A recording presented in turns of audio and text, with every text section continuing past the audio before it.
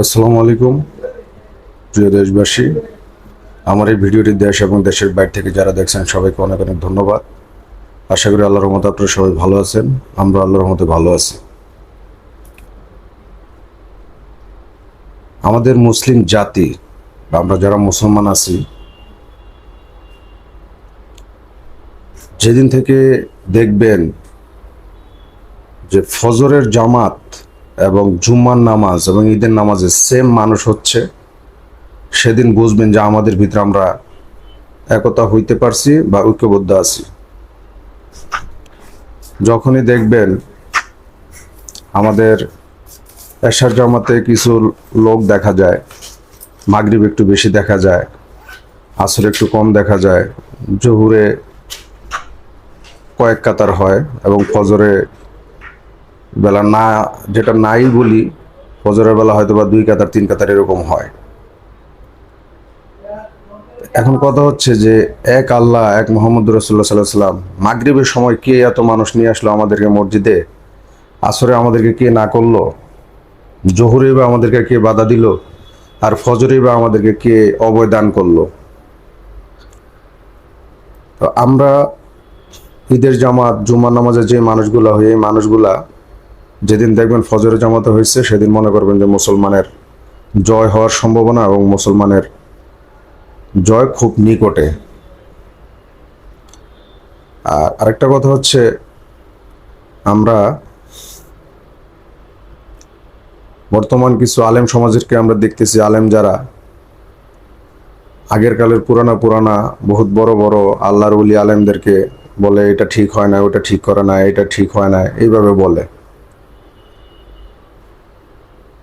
আপনার যদি জ্ঞান পরিপূর্ণ না থাকে, আপনি আপনার চেয়ে যে জ্ঞানী আছে তার কাছে যাবেন। তাকে যদি ভালো না লাগে, তার উপরে যে আছে তার কাছে যাবেন। আপনাকে শিখতেও কেউ না বলে নাই, শিখার জন্য যাইতেও কেউ না করে না, কিন্তু কিছু জিনিস আপনি আয়ত্ত করে, কিছু মানুষের কথা শুনে, কিছু লেখকের কথা শুনে, আপনি পুরানা পুরানা যারা আলেমের দিন ছিল, যাদের হাজার হাজার ছাত্র এই পৃথিবীতে ছড়িয়ে ছিটিয়ে আছে, যাদের জ্ঞানের কারণে আমাদের এই এশিয়া মহাদেশের ভিতরে ইসলামের প্রচার চলেছে, তাদেরকে আজকে অনেকে অনেক ধরনের কথা বলে। তো যাই হোক, তর্কাতর্কিতে যাব না, কারণ আমাদের মুসলমানদের ভিতরে অনেক দল মত, অনেক ভেদাভেদ। আমার মনে হয় না যে ওনারা কোনোদিন এক প্ল্যাটফর্মে আসতে পারবে, আর বিশেষ করে মুসলমান এক হইতে পারবে। সকালে এক কথা বলে, বিকালে আরেক কথা বলে। মুসলমানের কথা থাকবে এক, মুসলমানের জবান থাকবে এক। মুসলমান কারো সম্পদ লুট করবে না, মুসলমান কোনো হত্যা করবে না, মুসলমান নিজের মুসলমান ভাইকে মারবে না, মুসলমানের কাছে কোনো রাজ্যের লোভ থাকবে না, মুসলমানের কাছে সম্পত্তির লোভ থাকবে না। তাদের লোভ থাকবে একটাই, পরকালে কিভাবে মানুষগুলাকে সুন্দর কথা বলে, নবীজের সুন্নতের কথা বলে, নবীজের হুকুম যে যা ছিল আমাদের রূপে এগুলো পালন করে, আল্লাহর হুকুম যা ছিল আমাদের রূপে এগুলো পালন করা, এবং তাদেরকে শিক্ষা দেয় কিভাবে পরকালে মুক্তির একটা ব্যবস্থা করা যায়। এই লোকটাই শুধু মুমিন মুসলমানের থাকবে। আর বাদবাকি যারা দুনিয়ার চিন্তা করবে, দুনিয়ার লোভে পড়বে, তারা হচ্ছে দুনিয়া লোভী। আলেম হোক, ইমাম হোক, নেতা হোক, যাই হোক, এরা হচ্ছে দুনিয়া লোভী। যখন আপনি দুনিয়াকে আঁকড়ায় ধরবেন, কিছুদিনের জন্য হয়তো আপনি অনেক সম্পদশালী থাকবেন, তারপরে কিন্তু মানুষ আপনাকে ভালোবাসবে না। কিন্তু সত্যিকারে যারা আল্লাহওয়ালা, ওনাদের পিছে দুনিয়া ঘোরে, কিন্তু ওনারা দুনিয়ার পিছে ঘোরে না। তো বর্তমান জমানায় ফতুয়া নিয়া, উনি এভাবে চলে কেন, উনি এটা করে কেন, এই ফতুয়া দিতে দিতে আমাদের জিন্দগির 12টা বেজে গেছে ভাই। আর দলের সংখ্যা বেশি হলে তো কোনো কথাই নাই। আমি যেটা বলবো ওইটাই রাইট। সবচেয়ে বড় কথা হচ্ছে আমাদের যে ভুল, আমরা যেটা অন্যায় করি এটাকে অন্যায় বলে স্বীকার করি না, ভুলকে ভুল বলেও মাথা নত করি না। এই হচ্ছে আমাদের সবচেয়ে বড় প্রবলেম। আর একটা কথা হচ্ছে, কেউ যদি কিছু জানতে চায়, জিজ্ঞাসা করে, প্রত্যেকটা মানুষের জ্ঞান আছে, কম আর বেশি। কেউকে আপনি অবমূল্যায়ন করতে পারবেন না, কারণ কুড়াল দিয়ে গাছ কাটা যায়, কিন্তু কুড়াল দিয়ে কিন্তু আঙ্গুলে নখ কাটা যায় না। আবার ব্লেড দিয়ে নখ কাটা যায়, কিন্তু ব্লেড দিয়ে গাছ কাটা যায় না। তো যার যার একটা জায়গা আছে, স্থান আছে, প্রত্যেকটা জিনিস প্রত্যেকটা জায়গায় মূল্যায়ন হয় তার কর্মের উপরে। সবাইকে এক পাল্লা মারতে পারবেন না, সবাইকে এক হিসাবে আপনি ধরতে পারবেন না।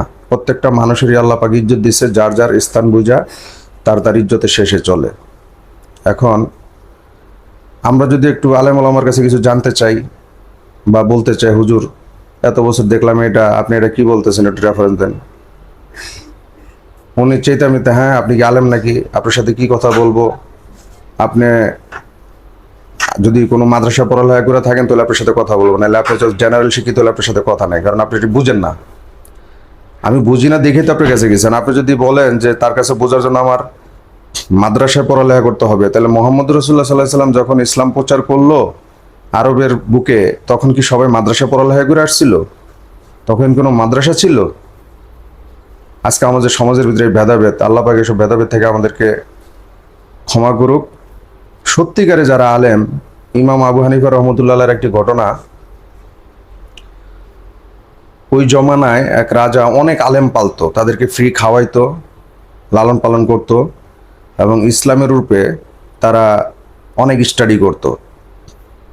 তো একদিন এক সম্ভবত জিউস বা ইহুদি ধর্মেরই এক পণ্ডিত, উনি এসে বলছিল যে আপনি যে এত আলেম খাওয়ান বা ওনাদেরকে এত সুবিধা দিতেছেন কেন? বলছে যে কোরআন স্টাডি করে, আলেম সমাজ পৃথিবীতে আলেমদেরকে শিক্ষা দিবে, এই জন্য তারা স্টাডি করে এবং তাদেরকে আমি খাওয়াই, এটা আমার তরফ থেকে।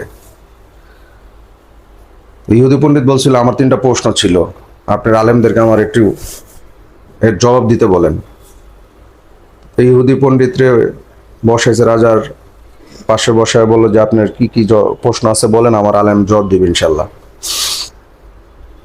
তো ইহুদি পণ্ডিত বলল যে আমার খুব জানার ইচ্ছা এবং আমার জানতে ইচ্ছা করে যে আল্লাহ পাক এই মুহূর্তে কি করতেছেন, আর উনি কোথায় তাকিয়ে আছেন, আর ওনার আগে কে ছিল। এই 3টা প্রশ্ন করার পরে ওইখানে যে আলেম সমাজ ছিল বা মাওলানারা ছিল, সবাই চেতা গিয়ে বলছে এ তো একটা বিভ্রান্তকর লোক, সে আমাদের ধর্মের ভিতরে মানে পেজগি বা বিভ্রান্ত ছড়াইতে আসছে, তাকে হত্যা করা হোক। আমার কথা হচ্ছে এখানে যে ইহুদি পণ্ডিত প্রশ্ন করছে, আপনারা জবাব যেহেতু নাই, তাকে হত্যা করার অধিকার আপনার নাই। আপনি বুঝাতে পারলে বুঝাবেন, না বুঝাতে পারলে হয় তার থেকে সময় নেবেন, নাইলে সে যদি জ্ঞানী হয়ে থাকে তার থেকে বুঝবেন। এটা না করে কি করলো, সবাই বললো যে একে হত্যা করা হোক, এই লোক বিভ্রান্ত ছড়াইতে আসছে আমাদের ভিতরে। এই কথা যে বললো, বলার কারণ হয়েছে ওইখানে যারা ছিল তাদের কাছে ওই জ্ঞানটা ছিল না, বিদা তারা উগ্র হয়ে গেছে, সংখ্যা বেশি ছিল, ইহুদিকে মারবে। তো রাজা এটা হইতে দেয় নাই, কারণ আমাদের ধর্মে মানুষ হত্যা করা নিষেধ, বাড়াবাড়ি করা চলবে না। তো রাজা একটা ডিক্লিয়ার দিয়ে দিল, মানে এলান করে দিল যে এই 3টা প্রশ্নের জবাব কে দিতে পারবে। তো রাজ্যটা যখন ছড়ায় গেল, এক লোক এসে রাজাকে বল, রাজামশাই আমাদের অমুক পাশের দেশে বা পাশের রাজ্যের এক লোক আছে, উনি খুব জ্ঞানী গুণী, উনি হয়তো এই জবাবটা দিতে পারবে। তো রাজামশাই বললো ঠিক আছে, ওনাকে খবর পাঠায় দাও। তো এই খবর ওনার কাছে পাঠায় দেওয়া হলো। উনি হচ্ছে আমাদের মাযহাবের ইমাম আবু হানিফা রহমতুল্লাহ আলাই। উনি এই খবর পাওয়ার পরে ওনার মাকে বলল, মা আমাকে দোয়া করে দাও। মায়ের পায়ে সালাম কইরা বিদায় নিয়ে বললো, মা এখানে তোমার ছেলে ইমাম আবু হানিফা যে অনেক বড় জ্ঞানী বা আলেম, এই জন্য আমি যাচ্ছি না, আমি যাচ্ছি আমার রাসূলের ইসলাম ধর্ম ওখানে প্রচার করার জন্য, আল্লাহর দিন প্রচার করার জন্য, কায়েম করার জন্য, তুমি আমাকে দোয়া করো। এই কথা বলার পরে মা ছেলেকে বিদায় দিল। সে যাওয়ার আগে কিছু কন্ডিশন দিছিল এখানে, যে আমি যেখান দিয়ে যাবো ওখানে একটা লাল গালিচা বিছায় রাখতে হবে, একটি মোমবাতি রাখতে হবে, এবং একটি মেসের বা উষুমকা দিয়া সেলাই যেটা আগুন জ্বালানো, তো ওটা রাখবেন, আর একটা কুর্সি রাখবেন। তো সবাই হাসতেছে যে এত এত এত কারিগরি হাদিস, এত কিছু নিয়ে বসলাম, মেসাল দিতে পারলাম না। কে এই লোক যে শুধু একটা ম্যাচ লাইট বা একটা মোমবাতি, লাল গালিচার চেয়ার, এই দিয়েই সে মেসাল দিবে। তো একটা টাইম দেওয়া দিল, টাইম মতো ইহুদিকে রাখা হইলো। ইহুদি বসা কুর্সিতে লাল গালিচা দিয়ে ইমাম আবু হানিফা রহমতুল্লাহ হাইটা আসতেছে। তো ইমাম আবু হানিফা রহমতুল্লাহ যখন হাইটা ইহুদির সামনে আসতেছে, তখন বলছিল, কে কে এই ব্যক্তি, কার প্রশ্ন, কই, উনি কোথায়, এইভাবে বলছে। তখন ইহুদি চেয়ার ছাইরা দিয়া পাশে গিয়া বৈশা পড়ছে নিচে, আর ওই কুর্সির ভিতরে ইমাম আবু হানিফা রহমতুল্লাহ বসছে। তো বলছে যে কার প্রশ্ন, কই, ওই ব্যক্তি কোথায়। তখন ওই ইহুদি পণ্ডিত বলছে যে হুজুর আমি। দিয়ে আপনি প্রশ্ন করেন। তো বলল যে হুজুর, আল্লাহ এই মুহূর্তে কি করতেছে। তাই ইমাম আবু হানিফা রহমতুল্লাহ বলল, আল্লাহ এই মুহূর্তে এই কুর্সি থেকে সরাই আপনাকে পাশের ওই ছোট্ট চেয়ারটায় বসাইছে, আর আমার আল্লাহ পাকে এই কুর্সিতে বসাইছে। এই আল্লাহ পাকে এই মুহূর্তে এই কাজটাই করছে। আপনার আর কোনো প্রশ্ন আছে? তো ইহুদি পণ্ডিত বলল যে জি, আমার আরো কিছু প্রশ্ন ছিল। এই মুহূর্তে আল্লাহ পাক কোন দিকে তাকায় আছে? তখন ওই যে মেস আর মোমবাতির কথা বলল, এই মেস আর মোমবাতি মেস দিয়া ধরানোর পরে বলল ইহুদি পণ্ডিতকে যে এই আলোটা কোন দিকে তাকায় আছে। আলো তো নির্দিষ্টভাবে কোনো জায়গায় তাকায় না, আলো তো সব জায়গায় একইভাবে আলো দিচ্ছে বা বিরাজমান আলোটা। তখন ইমাম আবু হানিফা রহমতুল্লাহ বলল, আমার আল্লাহ একইভাবে একই নজরে সারা পৃথিবীতে এরকম তাকায় থাকতে পারে। নির্দিষ্ট কোনো জায়গা আল্লাহ পাক একভাবে তাকায় থাকে না। ওনার নজর আসমান জমিন এই ব্রহ্মাণ্ড যা আছে সব দিকে একইভাবে পড়ে। তৃতীয় প্রশ্ন করেন। তৃতীয় প্রশ্নবেলা বলল যে আল্লাহর আগে কে ছিল। তো ইমাম আবু হানিফা রহমতুল্লাহ ওনাকে গণতে দিল যে আপনি 1 থেকে 10 পর্যন্ত গণেন। তো উনি 1 থেকে 10 পর্যন্ত গণছে। তো বললো 10-এর উপরে, 10-এর উপরে অনেক কোটি কোটি পর্যন্ত যাওয়া যায়, থাকো পর্যন্ত যাওয়ার দরকার নাই, আপনি 10 থেকে নিচে নামেন। তো 10, 9, 8, 7, 6, 5, 4, 3, 2, 1। তো ইমাম আবু হানিফা রহমতুল্লাহ বললো, 1-এর নিচে যান। ওর নিচে তো কোনো সংখ্যা নেই, আর জীবনে তো শিখিও না যে 1-এর আগে কি আছে। ইমাম আবু হানিফা রহমতুল্লাহ বলল, সারা পৃথিবীতে যত জ্ঞানী গুণী যারা আছে সবাই জানে যে ওই এক আল্লাহর আগে কেউ নাই। আল্লাহর পর অনেক কিছু সৃষ্টি হয়েছে, আল্লাহ পাক করছে। 1-এর আগে যেমন কিছু নাই, আর আমার আল্লাহর আগেও কিছু নাই। আল্লাহর পর যদি মর্যাদা সম্পন্ন কেউ থাকে পৃথিবীতে, মুহাম্মদুর রাসূলুল্লাহ সাল্লাল্লাহু আলাইহি সাল্লাম। এবং ওনারে যারা ভালোবাসছে, রাসূল পাক সাল্লাল্লাহু আলাইহি সাল্লামের কারণে ওনারা দামি হয়েছে। আমি তার একজন নগণ্য উম্মত। তা আমি এটাই বলতে চাই যে আমার আল্লাহ সর্বত্র বিরাজমান, আল্লাহর আগে কেউ নেই।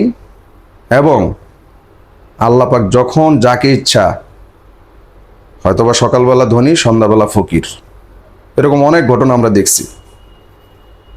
ইমাম আবু হানিফার কথা শুনে লাস্টে ওই লোক বলল যে হ্যাঁ, আপনার কথা সত্য। তখন উনি ইসলাম ধর্ম গ্রহণ করছেন। আর আগে যারা ছিল তারা বুঝাইতে তো পারে না, তারা হত্যার জন্য চেষ্টা করছে। তো আমাদের দেশে কিছু, আমি সেই ভাইদেরকে বলবো, ইসলাম ধর্ম মারামারি ধর্ম না, ইসলাম জ্ঞানজাম পছন্দ করে না। আপনার কাছে যদি জ্ঞান না থাকে আপনি পড়েন। আপনি যদি না জেনে থাকেন একজন জানলেওয়ালার কাছে যান, জানেন পৃথিবীতে সব কিছুরই মেসাল আছে। যদি আপনার ভিতরে আল্লাহ পাক ওই জ্ঞান দান করে থাকে, আপনি জব দিতে পারবেন ইমাম আবু হানিফা রহমতুল্লাহের মতো। আর যদি আপনার ভিতরে জ্ঞান না থাকে, কারণ এই কথাগুলো কিন্তু কোরআনের ভিতরেও নাই, হাদিসের ভিতরে নাই, এটা একটা আলাদা জ্ঞান, আধ্যাত্মিকতা যেটাকে বলে। তো যাই হোক, আমরা ধর্ম নিয়ে কেউ বাড়াবাড়ি করব না। আর আমার এই কথাগুলোর ভিতরে যদি ভুল ত্রুটি হয়ে থাকে আপনারা ক্ষমা করে দিবেন। সবাই ভালো থাকবেন, সুস্থ থাকবেন, আমাদের জন্য দোয়া করবেন। আল্লাহ পাক যেন আমাদের দেশের রহমত বরকত নাজিল করে। আসসালামু আলাইকুম ওয়া রাহমাতুল্লাহি ওয়া বারাকাতুহু।